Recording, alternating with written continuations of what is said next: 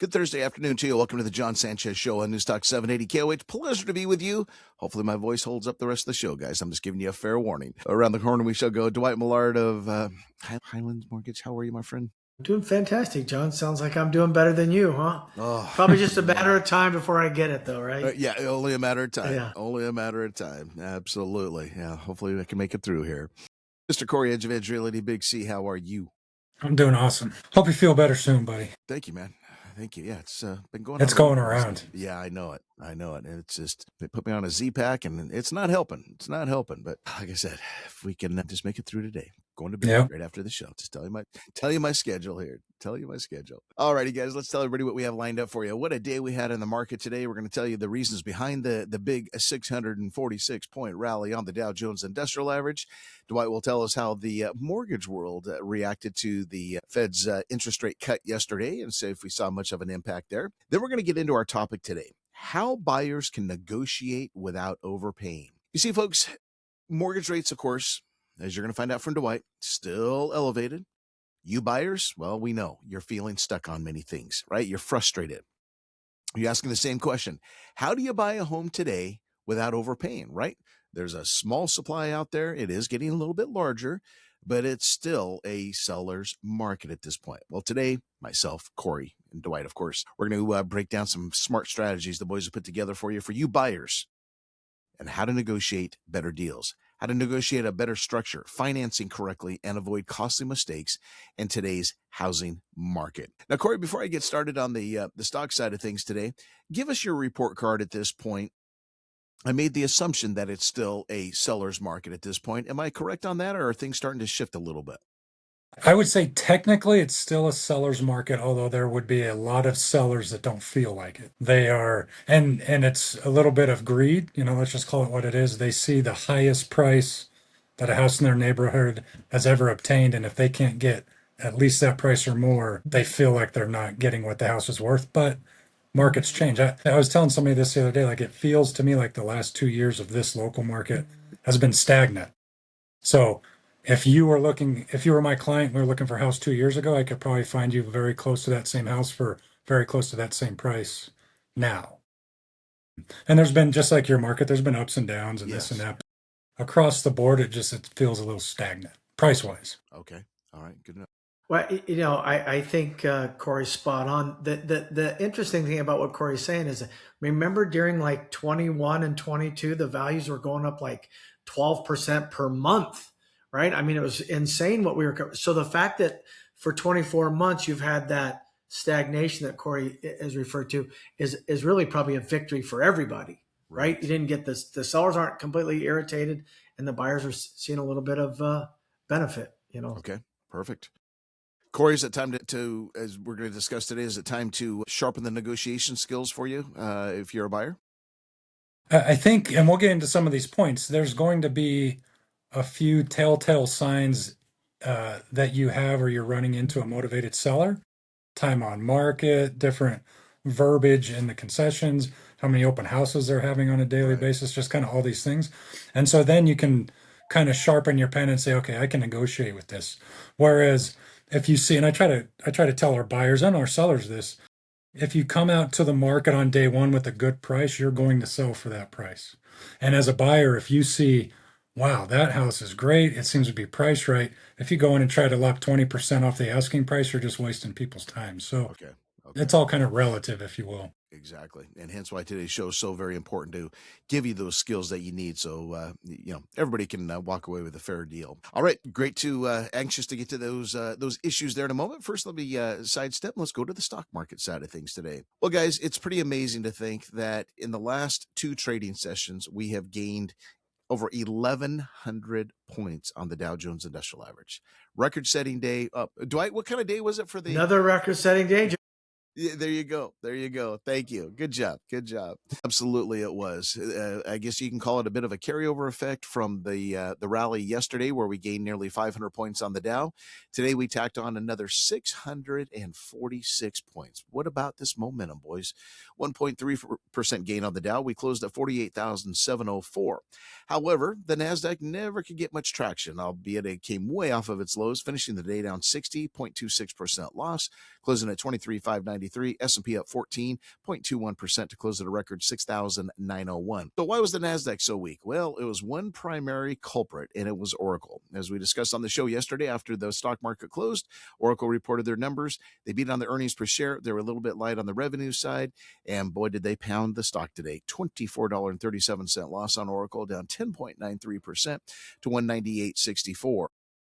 Russell 2000 was another star I should mention, a 1.2% gain for the little guys. NVIDIA under a bit of a pressure today, $2.82 loss, down 1.5% to 180.96. Nice seeing this market rally without the help of NVIDIA. Semiconductor index was down about 0.8%. So this was a day where semiconductors were under pressure.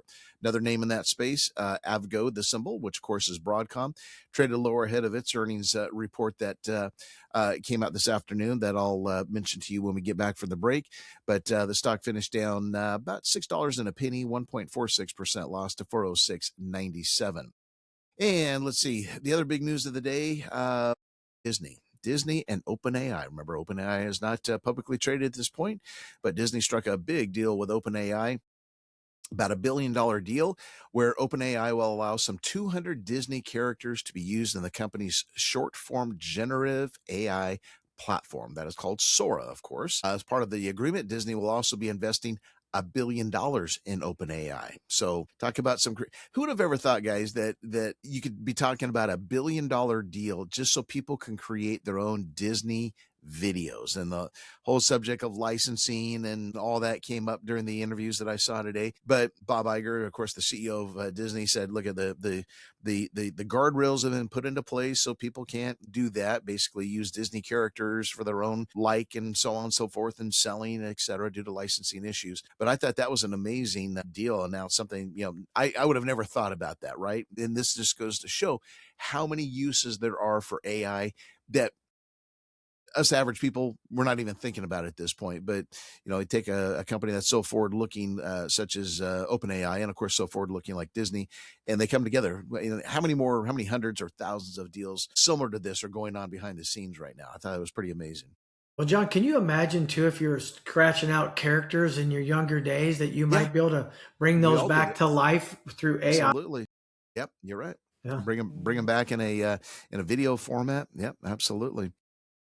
ESA was the big star of the Dow Jones Industrial Average today. I've never seen the stock do this. $19.92 gain, up 6.12%, closed at 345.65. They got an upgrade from Bank of America from a neutral rating to a buy. That happened early this morning.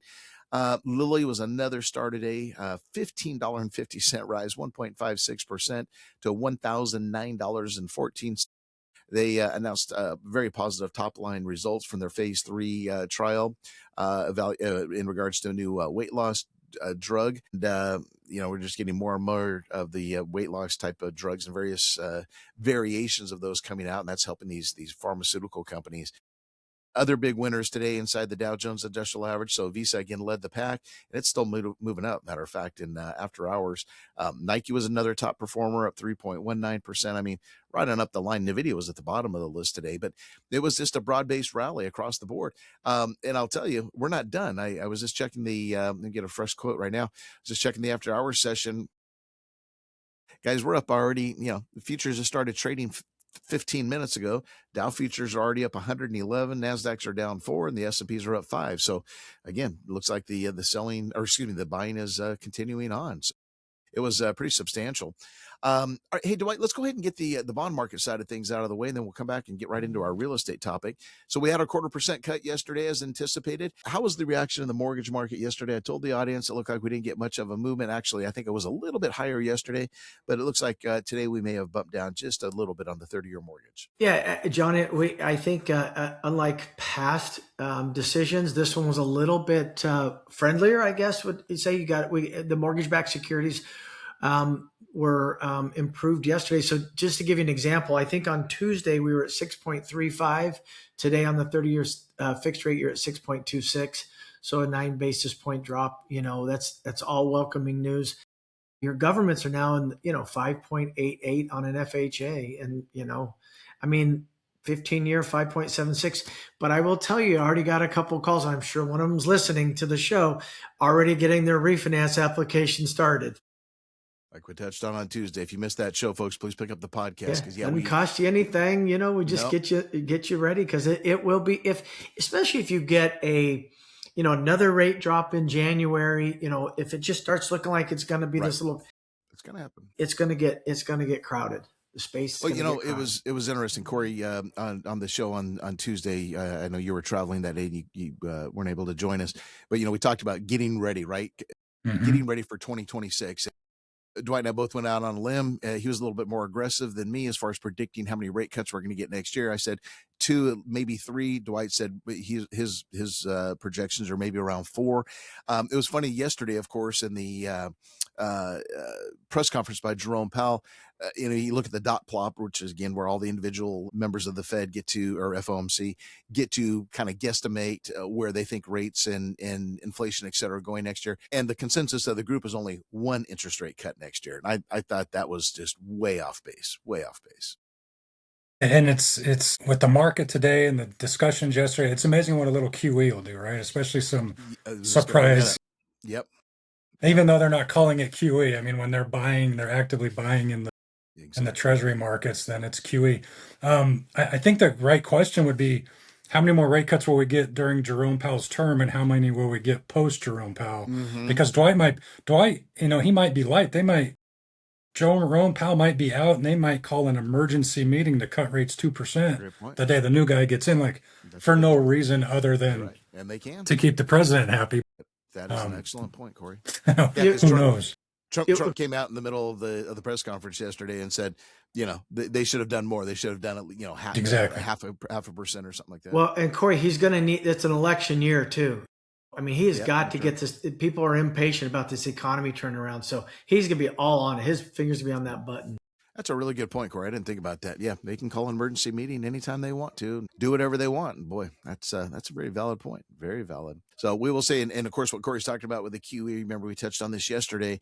The Fed announced yesterday in the press release, they're going to be buying starting off at $30 billion a month. And they're going to kind of take it on a month-by-month basis of buying, again, back to the old quantitative easing, buying short-term treasuries. So that's going to put pressure, in a good sense, of yields coming down on the shorter end of the curve. But I thought about you, Dwight, and that doesn't do anything to help the 30-year, the 10 or the 30-year, right? So that does not mean that we're going to see some big movements in the mortgage side based upon that. Well, unless you have some cash, you need to park it, and the treasuries are. Then you could go play in that sandbox. So maybe a little bit, but it'd be indirect. Yeah, for sure. Yeah, absolutely. All right, we'll come back and get into our topic: how buyers can negotiate without overpaying. Let's turn it over to Kristen Snow right now, Traffic Center. Hello, Kristen. Welcome back to the Jon Sanchez Show on News Talk 780 KOH with Cory Edge related to Dwight Millard of Highlands Mortgage. All right, once again, we finished up 646 on the Dow, lost 60 on the NASDAQ, and a rise of 14 on the S&P 500. So real quickly before we get to our real estate, told you Broadcom reported after the close. Numbers were not good. Won't go into detail. Stock under pressure, down $18.12 right now, 4.46% loss, 388.25. So can continue to see pressure tomorrow in the semiconductor space.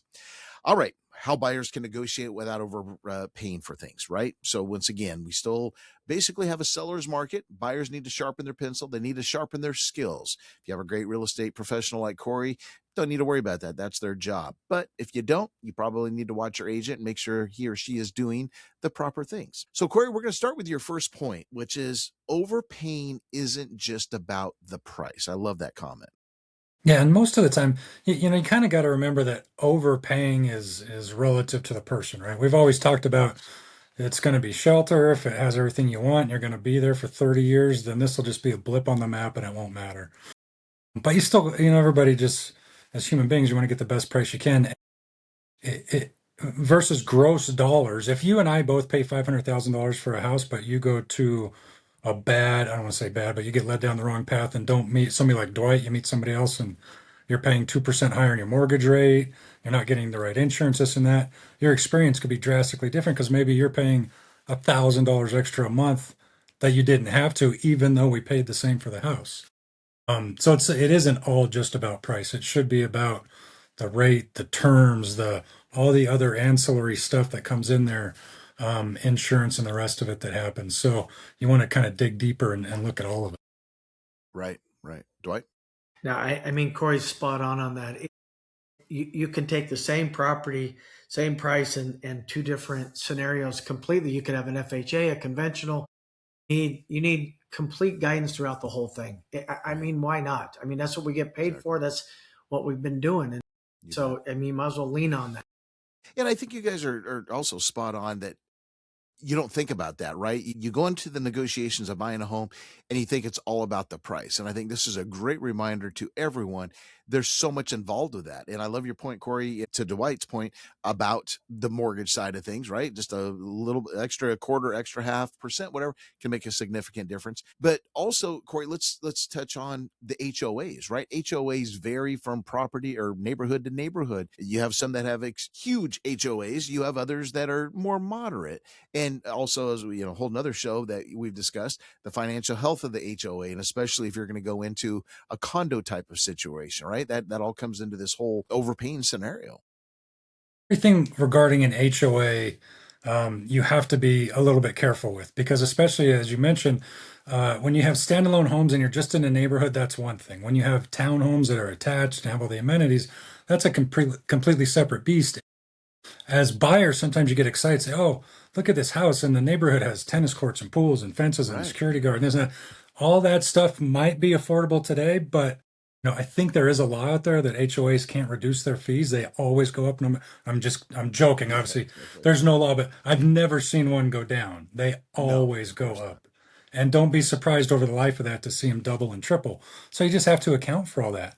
Did I tell you guys the story about this is a great learning lesson for everybody, but the client of mine that moved out of the Reno area, she was in North Valleys, and unfortunately her husband passed and she moved to Las Vegas and she got caught in that HOA mess. I don't know if I told you, I'll make it real quick. She calls me up and she says, "Jon, I found my dream home." And I'm like, beautiful. It's nice to get a fresh start after losing your husband and the whole thing.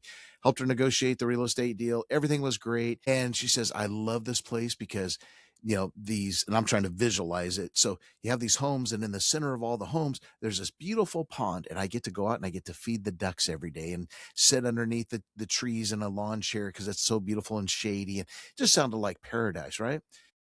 As luck would have it, not more than, I think, 2 months after she moved in, she gets a notice from the HOA. We're filling in the pond. The assessment was some stupid number like, I don't know, $10,000, $15,000, on and on and on. So the reason she moved there for this beautiful lush pond, now it's gone. Now she's going to get hit, and the seller did not tell her. Evidently, this had been talked about among the HOAs or among the HOA for quite some time, and the seller and his agent did not disclose that to my client. So that created a whole big mess, and I think eventually a lawsuit. Right, Cory? Those type of things can happen. You can get hit with all kinds, especially you go into condos and things, get hit with a roof assessment or any major assessment. You got to find that out, and there's not much you can do. Well, and kind of rule of thumb, the older the improvements are, the more the more expensive they're going to be. So again, Right. to our example, if you and I are paying $500,000 for a pretty much the same condo, but yours was built in 1960 and mine was built in 2020, then your assessments, if our assessments are the same right now, yours are going up much faster than mine because you have to replace all that stuff. Absolutely. The other thing, and I don't know your friend, but just a word of caution to all the buyers out there. As an agent, I don't have to tell you specifically, "Hey, they're filling in that pond, hey, this and that." What I have to do is give you all the HOA minutes, all the board stuff, all the disclosures. If you don't read them, that's your fault. And if your agent doesn't read them for you, that's his or her fault. So some of it is, there's still a little bit of buyer beware. And they don't No, read they them, don't. Jon. They don't read And even if they do read them, most of them don't understand. They couldn't read a financial sheet if they had to, so they don't understand what they're reading. So just a little bit of caution. Great cautionary point. Great cautionary point. I love that. All right. When we come back, we're going to go to point number 2, where buyers have negotiating powers today. Again, we're talking about how buyers can negotiate without overpaying. First, let's turn it over to Jack Saban. He's got news, traffic, and weather. Hello, Jack. Welcome back to the Jon Sanchez Show on News Talk 780 KOH with Cory Edge and Dwight Millard. All right, we're talking once again about how buyers can negotiate without overpaying. First, for those that may have just joined the show, heck of a rally today. 646-point gain on the Dow, lost 60 on the NASDAQ, up 14 on the S&P. Again, could be a little bit of short cover rally, could be real true solid solid conviction that people are like, all right, we've got that Fed cut behind us. Let's keep going. Get ready for next year and start plowing money in. We'll see what tomorrow looks like. It's always the test the next day. But again, we had almost a 500-point gain yesterday. All right, let's recap what we've talked about so far. Overpaying isn't just about price, right? You have to consider things like the monthly payment, the HOAs, the taxes. So don't think it's just about, oh, I got to negotiate the lowest price possible on my acquisition price. There's many other components to it. Let's go to number 2, guys, where buyers have negotiating power today, Cory. Well, let's see. We've got seller concessions. They're back, right? The rate buy downs, the closing costs, longer days on the market. Like you said earlier, that equals leverage on the form of the buyer. And fewer bidding wars means cleaner inspections, better terms. Take it away. Yeah, so usually longer days on market will typically mean there's a little bit of motivation there. It's not every time, but typically buyers don't want their house sitting on the market. They want an offer and they want to negotiate. What's kind of the, sorry to interrupt you, what's kind of the number you want to look at from a buyer's perspective? Oh, this house has been for sale for 60 days, 95 days. What's kind of the number? Well, yeah, I mean, you get to 60 to 95, maybe there's an issue with the house. You know what I mean? Because I think, I don't remember the exact report, but I think the pending from listing to pending is right around 13, 14 days, which, as crazy as it sounds, feels long right now. But yeah, anything over a month or longer. And typically, John, it's a pricing issue. And a lot of times the sellers aren't realistic. So you may not be able to negotiate. And I get those calls all the time. Buyers like, well, they're overpriced. So we're going to buy it for X. And you're going to tell them, like, you can't talk sanity to an insane person. If that's what they think it's worth, I don't walk on water, right? Like, I can't do everything. So sometimes you can't negotiate the lower price. But I think, too, the main thing is if you find somebody in that situation and they're negotiable, then sit down with somebody like Dwight or hopefully your agent that understands math and say, hey, we think we can get, they want 500, we think we can get it for 470. Well, maybe there's a better way to use that 30,000 if we start buying down rates and keeping closing costs in our pocket, and you do the long-term math on that, and it'll save you a ton more money than the $30,000 on the price. And Dwight, correct me if I'm wrong, reducing the price 30 grand is going to make an iota of difference in your monthly payment. Yeah. If I can echo on that, John, I had it on number 3, but Cory's absolutely right. If you're thinking about, nobody wants to pay the asking price, right, Cory? That's just a mental state. I can't pay the asking price. Human nature. Yeah. So I'm going to go 10,000. Pay the asking price if you think it's fair. Cory will tell you if it's fair, and use the 10,000 you were wanting to not pay to buy down your rate. It's going to get you a lot further in a monthly savings than reducing of 10 grand. You start getting up. What was that number you may not have in front of you? Maybe you can calculate it. You've told us many times, and I forget. $45 every 10,000. Okay, $45. You could round it to 50 if you want. Feel good. $50. Okay. So to Cory's point, 30,000 is $150. I could take that 30,000, depending on your concession. I could buy your rate way, way down. You would never have to refinance again. Off you go. And so you'd save. All right. You're giving up 150 and probably saving $500, $600, $700, $800 a month. You think, Dwight? Yeah, depending on how far you buy it down, John. That's the smart math right there. Absolutely.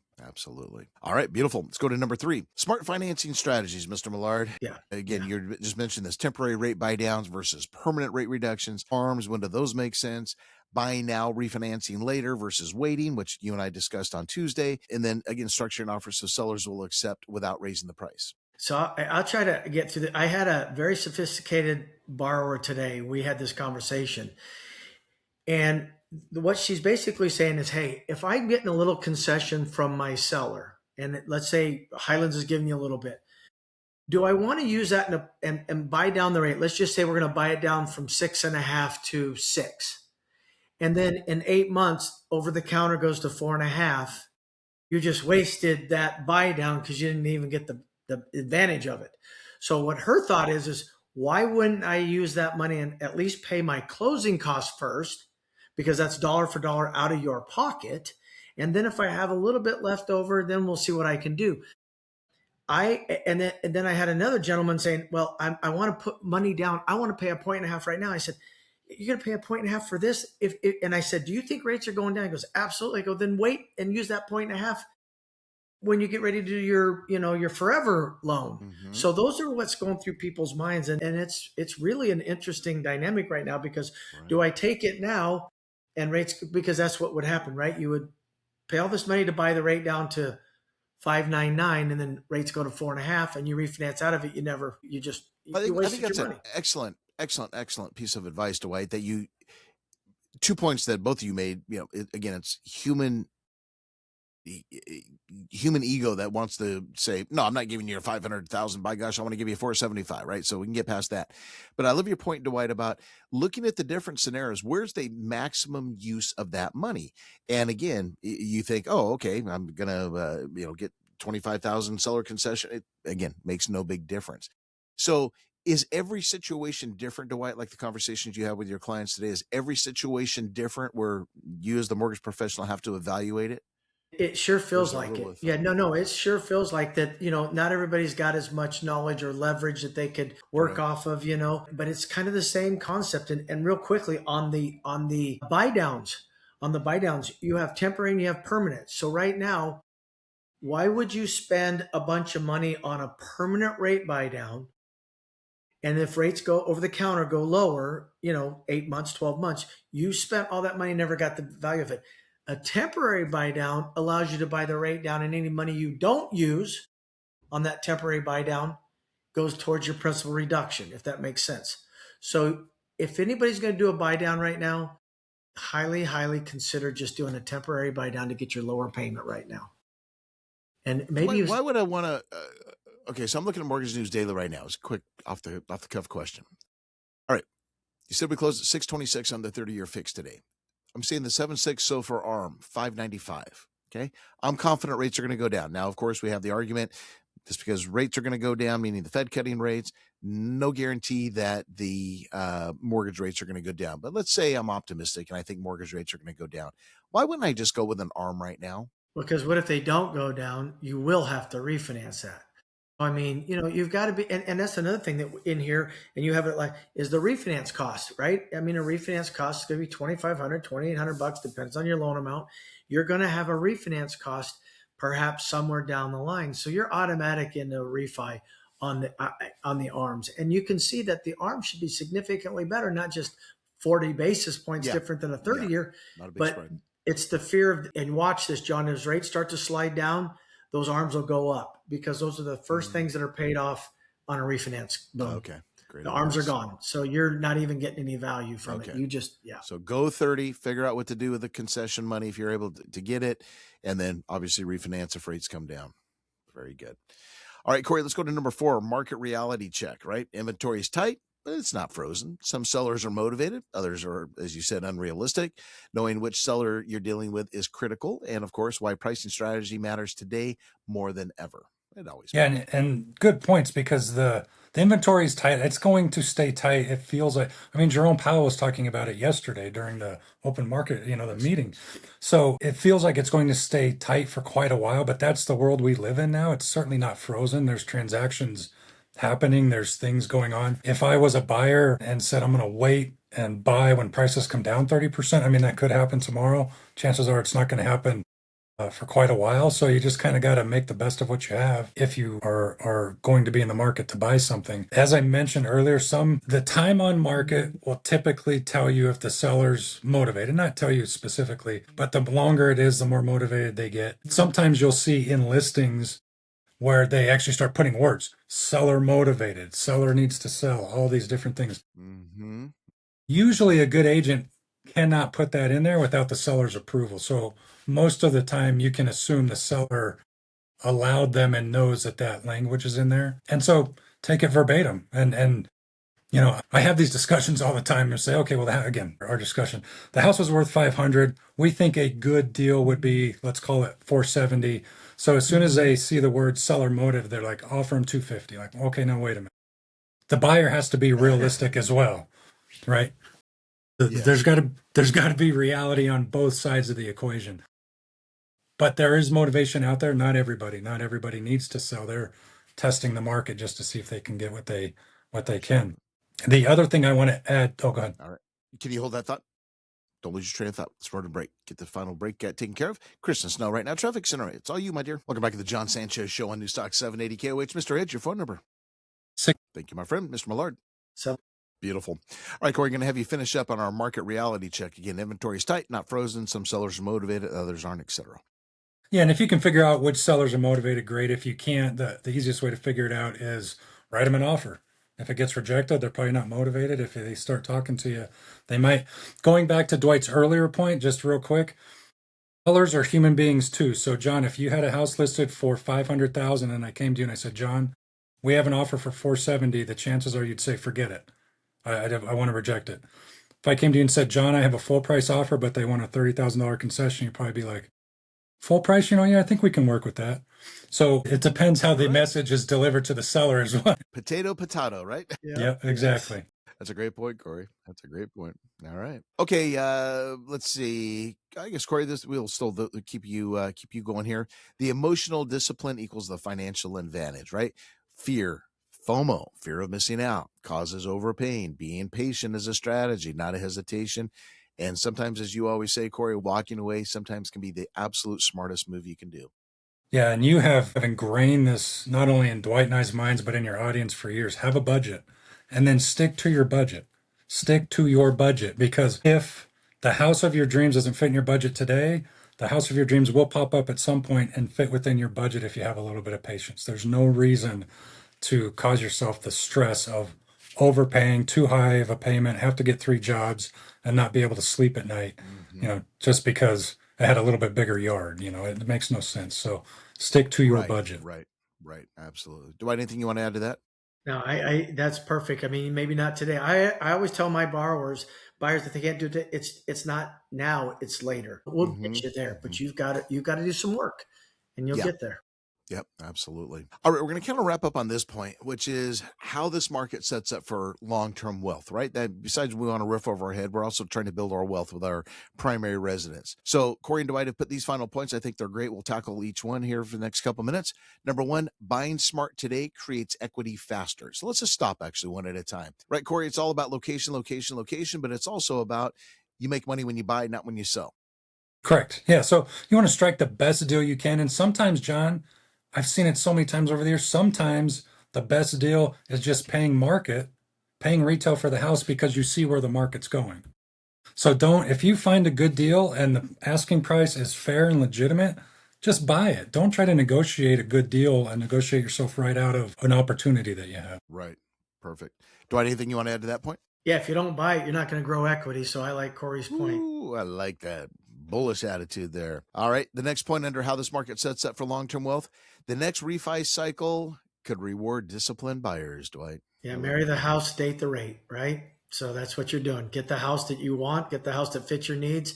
Yeah, you may pay a little bit more in the rate right now, but you always have that ability to, at some point in time, take advantage maybe of lower rates or cash out, try to, different things.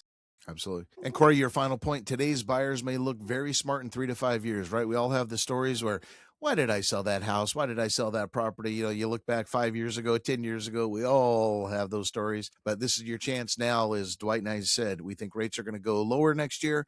We think the real estate market's going to do extremely well. And we think now is an excellent opportunity and time to get in. Follow us up on that, Cory. So 5 years ago, look at prices. I mean, I know I'm on the outside edge, but 2019. And then look what happened, what the world went through. But look at where prices are. You're 100% higher in most cases than you were then.